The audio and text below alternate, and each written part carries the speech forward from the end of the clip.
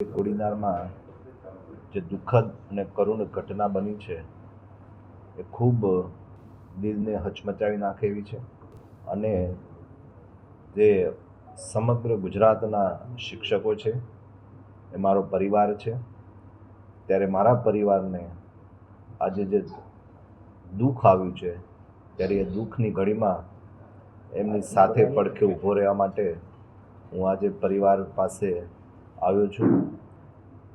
જે અરવિંદભાઈ પોતે ખૂબ સારા શિક્ષક હોવાની સાથે સાથે તેમણે બીએલઓ તરીકે પણ ખૂબ સારી કામગીરી બજાવી છે, કોઈ ફરિયાદ પણ હતી નહીં. આજે એમના બાપુજી શ્રી મૂળજીભાઈ પોતે પણ શિક્ષક છે, ભૂતકાળમાં શિક્ષક રહી ચૂક્યા છે. એમના સસરા રણવીરભાઈ બંને અહીંયા છે. સમગ્ર વહીવટીતંત્ર, કલેક્ટર સાહેબ, એસપી સાહેબ અને બધા જ અધિકારીઓ પણ આજે અહીંયા કોડીનાર હોસ્પિટલની મુલાકાત અમે આવેલા હતા અને ભગવાનને અમે સૌ પ્રાર્થના કરીએ છીએ કે સ્વર્ગસ્થ અરવિંદભાઈના આત્માને શાંતિ આપે અને કોઈના પણ પરિવારમાં આવી દુઃખની ઘડી ના આવે એવી ભગવાનને પ્રાર્થના કરીએ. સર, આ પરિવારની માગણીઓ હતી, શું માગણીઓ હતી?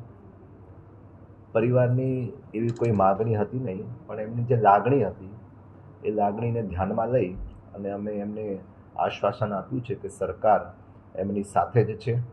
મારે માનનીય મુખ્યમંત્રીશ્રી, માનનીય નાયબ મુખ્યમંત્રીશ્રી એ બધા સાથે સતત સવારથી સંપર્ક ચાલુ જ છે.